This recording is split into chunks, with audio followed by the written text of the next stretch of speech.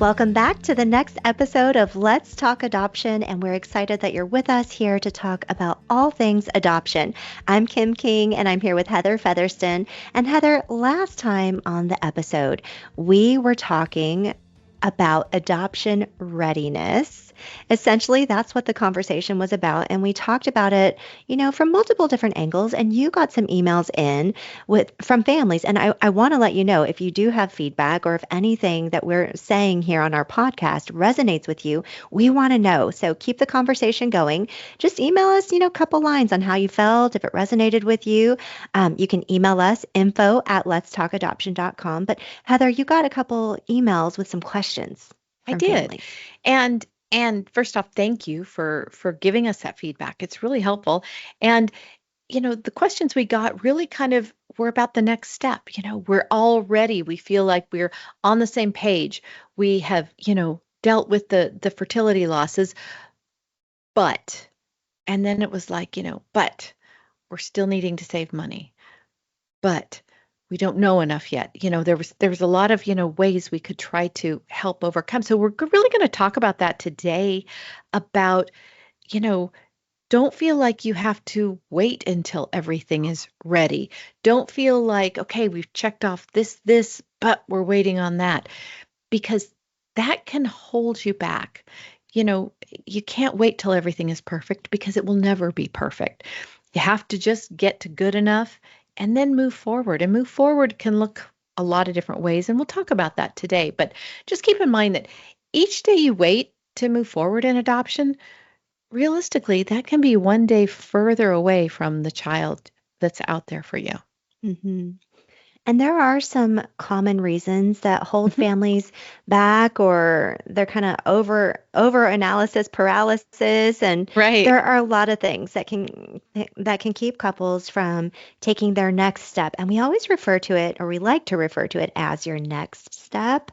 It hmm doesn't have to be the first step. That's a lot of pressure, right? hmm Take the first step. That's a ton of pressure. It puts you right back in this cycle of are we ready, right? Right. But it's Right. really the way I look at it is if the thought has occurred to you and you felt a call in your heart, that was already the first step. You just need Mm. to keep taking the next step. Next, next, next. And your adoption professional should be able to understand your circumstances and help you navigate that so that, as we always say, you're not alone. You're not hmm navigating this on your own. So, hmm Heather, we want to talk about a few of the most common things Yeah. that put people on pause when it comes to moving their adoption progress forward. Definitely. And I'll say, one of the first ones often is a fear of the unknown, feeling like we don't know enough yet. And I will tell you, in adoption, you will never feel like you know everything. You will always feel a little bit of hesitancy in the next step. And that's why it's so important to, you know, don't worry about learning everything, but find someone, an agency who really aligns with you, who you feel like you can trust, who you feel like they're going to provide what you need in regards to support and guidance and help because that fear of the unknown or even not sure what questions to ask. One of the best questions I like to ask when I'm trying to explore opportunities is, is there something I should be asking that I'm not asking? That's a great question when you're talking to an adoption professional or anyone where you're trying to learn. But you don't want to stop or not move forward simply out of fear, especially when there's so many opportunities to learn. Now, I know another reason that couples can kind of stall out is unknown or uncertainty about the finances. Kim, can you hmm share a little more about that?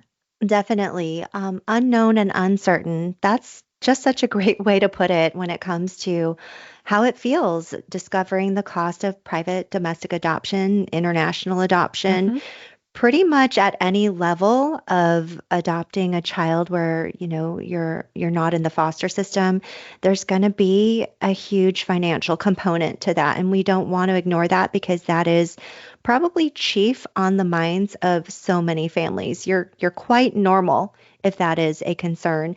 And many adoption agencies and professionals provide resources for you, but you're not going to be able to tap into that unless you start the conversation with that adoption professional. Now, you may ask some, adoption agencies, how do we fund adoption? And are left kind of feeling like you're on your own, and that is just the way that they operate. Now, I know, Heather, here at our organization at Lifetime Adoption, that we provide couples with and single adoptive moms with finance coaching. So there's actually a structured program that our families get to be enrolled in to help them in those details of funding from scratch. And they've had great success.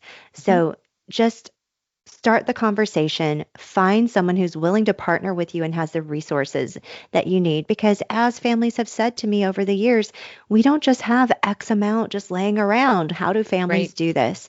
And regular families in the US do this, but with some knowledge and resources and support. It's so important. You're not on your own with that.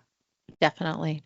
Another challenge people consider when they're having difficulty moving forward is, things that have to do with their lifestyle. And I don't really mean lifestyle may not be the best word, but maybe you're waiting and hoping you get a certain promotion, or you're thinking, in the next couple years we might move, or we really want to remodel the house first. Those things, they may be good reasons to pause or slow down, but not if there's a whole lot of uncertainty tied to it. For instance, if you worry that you need to remodel the home in order to pass a home study, you know what? Unless you have exposed wires and truly unsafe conditions, a roof that constantly leaks, um, you know, uh, plywood instead of flooring, those are issues that are going to be safety concerns. But, if your home's just a little bit dated, if you've got quite a bit of clutter in your closet, um, you know, a home study isn't a white glove test. It is just ensuring that you have a safe home for the child. You may need to clean your house, but no one is looking for perfection. So it's important to, if you're, like I say, unless you have a firm move date, if you're moving in the next 6 months, definitely, I think Kim and I would both suggest, you know what, pause and don't start till after you get moved and settled. But if you think, yeah, in the next 2 years I might move, you know what? Don't wait. That's not firm. That's maybe. Let's not let's not pause our dreams for parenthood on something that may never happen. And even if you do have an impending move, let's say that you are maybe a military family or even a civilian family that just Hmm. knows you're relocating, it's still good to have the conversation with an adoption professional to know Hmm. what steps you may be able to take now and what steps it would be more beneficial for you to hold off on until you get settled in and boxes unpacked, right? Right. And for some families, they've decided, hey, we are moving in 9 months, but we want to give it everything we can. And if we're moving, we'll get a new home study. But it's Yep. worth it to us to know that we are putting ourselves out there and that there could possibly be an adoption within that first several months, even before our move. And we would be fine with that. And their ages may have to do with that as well. And so Hmm. there are many reasons why you just really shouldn't put it off. Allow your adoption professional to be part of that planning because we have insight and we have experience and we can help you map things out and prevent you from getting stuck into some pitfalls that can cause delays later. Sometimes families also wonder, do I need to own my own home or do I need to Hmm. move? We're in a condo. Well, as long as you have a room that is there that could be used as a nursery, it doesn't have to be furnished yet as a Mm-mm. nursery. It could even be a guest room or an office, but you have that room there, then that satisfies most home studies. Hmm. And that is something that I think holds people back. They don't have the nursery yet and they want to know, do I have to have that first? And you do not. Just No, just have to be able to show the room that will be the nursery. right. Yeah. And I think sometimes people say they don't feel 100% ready, and that's kind of more that emotional hesitation. And I think that's an opportunity to kind of examine it. Feel. We don't feel. Well, facts are not feelings and feelings are not facts. So, spending some time with that, what would make me feel 100% ready, especially if you are, still pursuing a pregnancy. Maybe you feel like you have to fully give up on that first, which you don't have to fully give up on that. But just know that spend some time with what doesn't feel ready, because again, that feeling could be what we spoke about first on the list here, fear. And Mhm. so you don't want to get those two things intertwined. If really emotionally you're struggling to feel, it's okay to talk to a counselor, to talk to, someone trusted in your family or circle of friends to maybe try to work that through a little bit. But again, you know, you don't want fear to be what holds you back. Right. And if it's a feeling that stems from something, a loss, grieving, definitely honor that. But if it's fear-based, yeah, definitely recognize that for what it is and know that that doesn't come from the Lord. It's in the Bible. He told us that for a reason. Hmm. But yeah, Heather, there is no such thing as the perfect time. No, no, there really isn't. And it's we've talked a little bit, Kim, about the next step, the next step. I think maybe clarifying what taking the next step might mean, and also again that resetting. The next step doesn't mean a giant leap.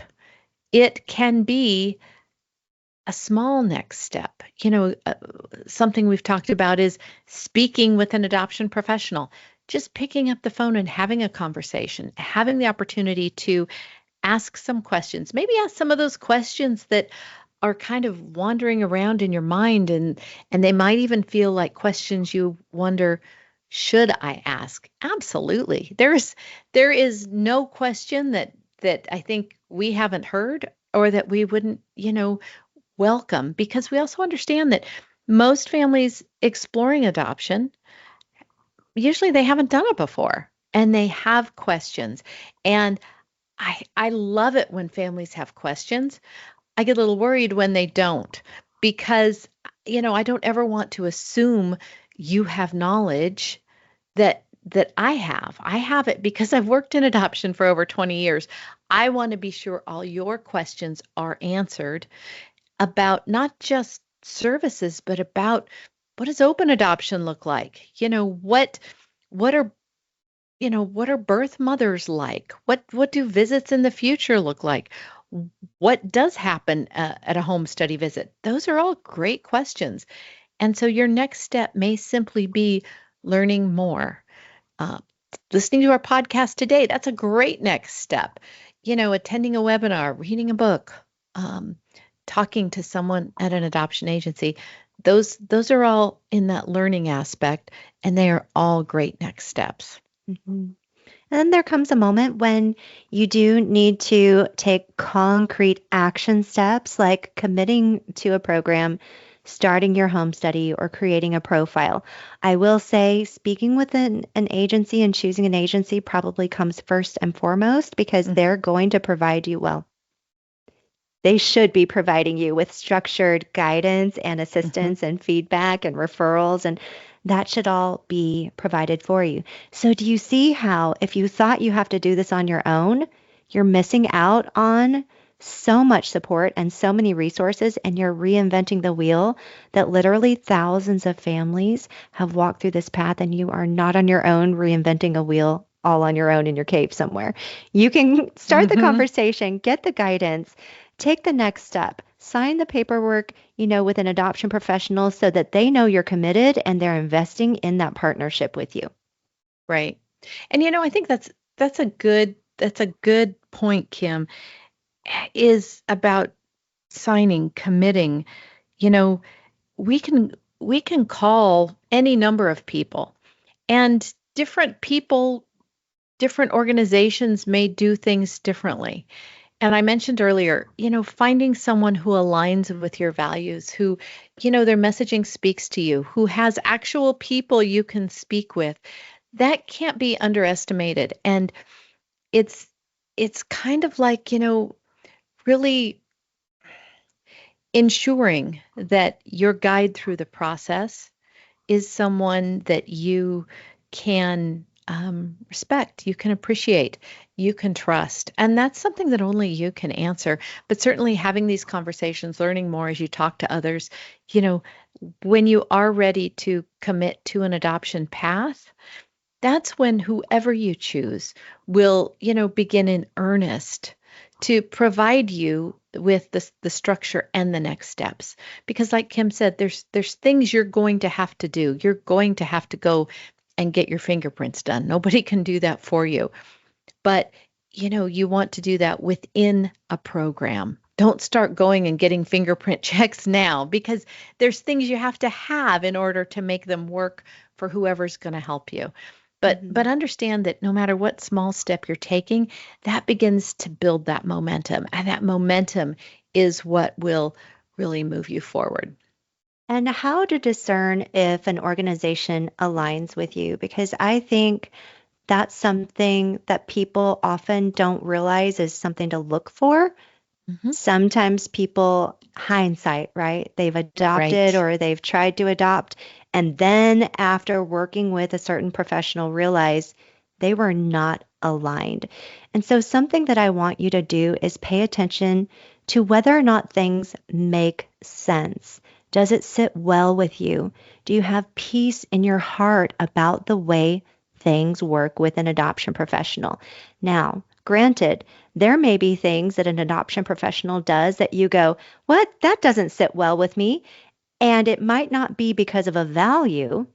It may be because you need more information on why they do something a certain way. Hmm. So there's an educational component, and you should always ask follow-up questions when something doesn't sit well with you right off the bat. It might be something you didn't expect to hear, such as you get chosen by a birth mom. That doesn't sit well with me at all. I want to pick the birth mom, right? Could be a Hmm. natural reaction, but when you understand, okay, a birth mom choosing me means she feels at peace in her heart about me, which makes her feel more solid in her adoption plan. And I want to be chosen. And the adoption professional is only presenting me to birth moms within what I'm already okay with. So it's okay for me to be chosen by a birth mom who fits within the criteria I already established for my adoption. And that this is a whole other conversation, right? But just an example of how to discern, does this, agency or adoption professional align? Are we aligned? Really, Hmm. really, really important, because you're going to go through an amazing chapter in your life, and there are going to be inevitably some little hiccups along the way and some moments where you're not in control of things. Hmm. And like Heather said, you need to have that trust. Hmm. I think, Kim, I think a great example of that is something we don't hear much, but we do hear now and then, is families coming into adoption not knowing about modern adoption, not understanding that open adoption is the norm. Closed adoption is very much the exception. And families often will come into that conversation fearful of keeping in touch in the future. And until you learn more and understand, I totally get it. But Mhm. to be fair, if you're looking for a closed adoption, you're going to be very hard pressed to find that in the US Mhm. today. It really is not an option, and it's been shown that it is not best for the child or anyone in the adoption triad, but that's a whole nother episode. But that's just a good example of coming into something, you may feel a certain way based on your knowledge up until this point, and that's an indication that there's the opportunity to learn. So, Yes. So you want to, when something doesn't sit well with you, pay attention and say, well, why is that? And mhm, allow them to explain. And then say, well, what does that look like? mhm, And allow them to explain, and then decide, does that sit well with me? Does that align? Right. Right. Absolutely. So let's talk a little bit about the cost of waiting to move forward, because that's kind of where we're talking about today is getting stuck. And I referenced earlier about waiting to start delays that opportunity for parenthood. But also sometimes the longer you wait to start can actually increase your feelings of discouragement, like it's never going to happen. And I will tell you right up front, if you never start, it will never happen. And so that's just understand that emotional cost. It often happens, subconsciously without us thinking about it. But it's true. The longer you delay, the longer it's going to take to get there. Hmm. And you can start to feel less confident because you realize the thing that's stopping you is you. Hmm. Right. And that erodes your confidence. Hmm. So be aware of that. Right. And we're talking a lot about in our world today, keeping promises to ourselves Hmm. and how Hmm. that increases your confidence. So you may decide, I'm going to start keeping the promises I make to myself. And that might be something small that has nothing to do with adoption, such as the plan you have for your day, the task you want to complete, the workout you want to do, the conversation you need to have with someone, the chapter you need to read, the thing you need to catch up on. Keeping those promises to yourself will increase your confidence. And when you come into adoption, now you know you're a person that keeps your promises to yourself and you keep Hmm. taking those steps and you keep your momentum going. Right. Right. Another cost is the real practical cost. Adoption takes time. And sometimes when families decide, okay, I'm here, I'm going to start, I'm signing the papers, I'm starting the home study, here I go, there's an actual practical timeline. Your home study provider may say, okay, it's going to take 3 to 5 months. Here's the things you have to do. Here's the things. And you might feel like, well, wait, no, I want this to happen. I decided we have to go faster. Oh, it takes time. Adoption is a process.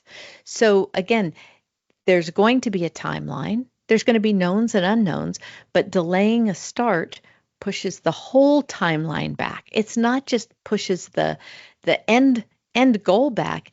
It's a whole moving timeline. So just keep that in mind. Also, there's opportunity cost, a missed opportunity cost. You know, um, sometimes we hear from families who say, you know what, I've met someone online in another state, and she says she's interested in us adopting her child. What do we do? It's like, well, do you have a home study? And they often say, well, what's a home study? Okay, well, if you don't know what a home study is, then not only are you nowhere near adopting, but it's unless she's not due for 5 months, it's pretty unlikely that this is going to easily or cost effectively work out. You're going to have to rush everything. You have a lot of learning to do. So, you know, there may be a birth mother looking for a family like yours today. There may be that personal connection that you make without even knowing it in the future. So if you're serious, be serious about taking the next step. And Hmm. and really, I'm going to try and say this gently. Waiting to move forward, it kind of increases the odds that you're never going to move forward at all. And that kind of gets back to what Kim was saying about trusting yourself. If you're thinking about this and focusing on this and never making any progress, then you may not. You do. We like to say adoption's a partnership. It's not it's not anything that doesn't happen without effort. So if you're serious, be serious. Do the next step. And if you don't know what the next step is, then the next step is reach out and ask someone, this is what I want to do. What do I do next? Hmm. Absolutely. And every adoption professional will know what your next step is. They Right. absolutely will have a next step for you. Hmm. Guaranteed. Hmm. Again, 20 years of adoption experience, I think both of us have seen quite a lot. I've worked with families who finally did take that next step, and they waited a long time, finally did. And then once they're in the process, they felt a certain way. A common one is family who, maybe they waited, they didn't wait, but they may not have found their partner in life until later in life. And so then they start adoption after they get to where they want to be. They have the good jobs, they have the house, they have everything they need. And now they're starting, and maybe they're in their mid later 40s, which isn't too old to start, but now they feel like they're too old to be chosen. They're comparing themselves to others and looking at that, or realizing that all their friends are now grandparents and they're not even parents yet. And again, that doesn't rule you out in any way, but again, it makes it feel a certain way, which can then lead to discouragement, or it can lead to disappointment or frustration, or putting a lot of pressure on yourself because you didn't do something perhaps when you should have done something. So that's some of the cost of waiting too long. Also, if you're considering international adoption, there are certain countries that have very specific age requirements. If you're waiting to get to a certain place and the days are turning into years, gosh, look into that, because those countries with age requirements, you can change a lot of things in your life, but you can't change your age. So again, it's just a good opportunity to learn more and know more and understand that there's never a time when things are perfect. Keep moving forward, because adoption is a journey. Start what you can today. And here's a super top secret insight just for you listening. Birth moms aren't looking for perfect.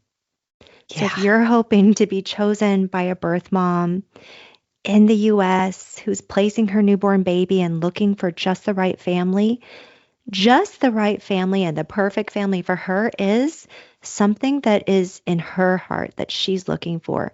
All you need to do is be yourself exactly how you are right now.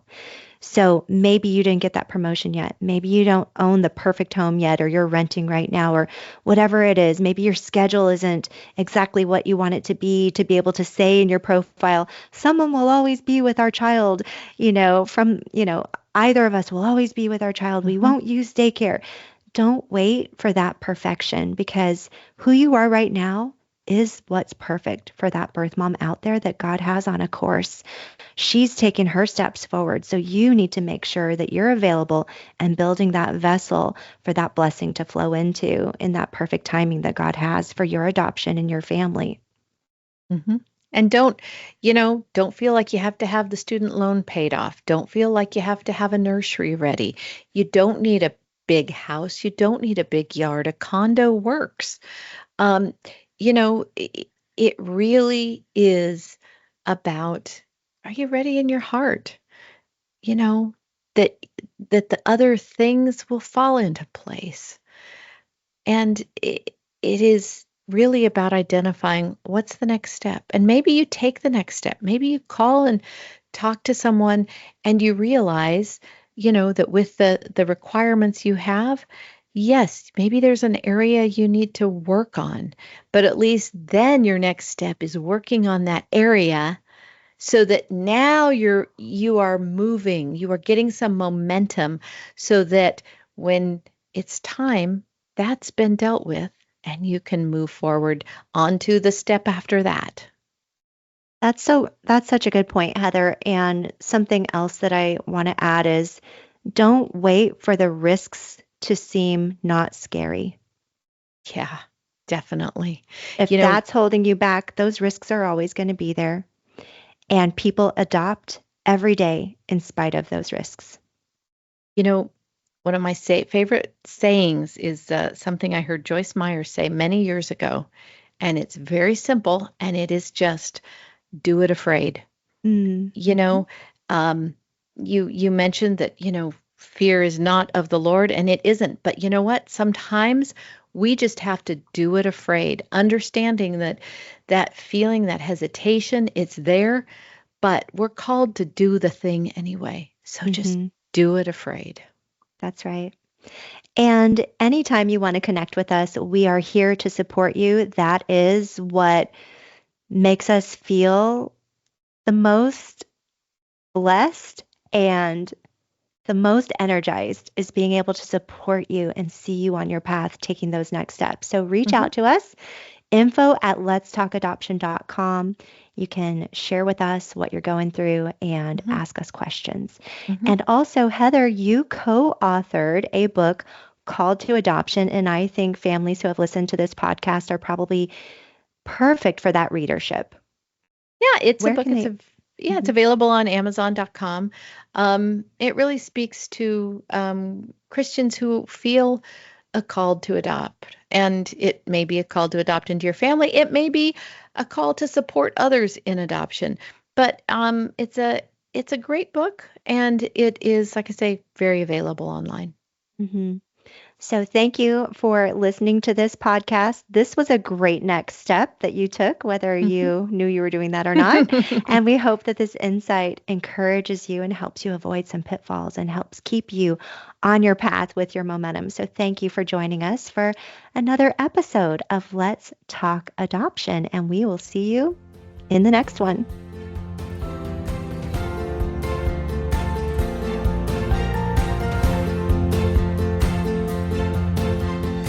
Thanks for joining us on Let's Talk Adoption. If you'd like to learn more about today's episode, please visit letstalkadoption.com. Be sure to subscribe so you never miss a conversation.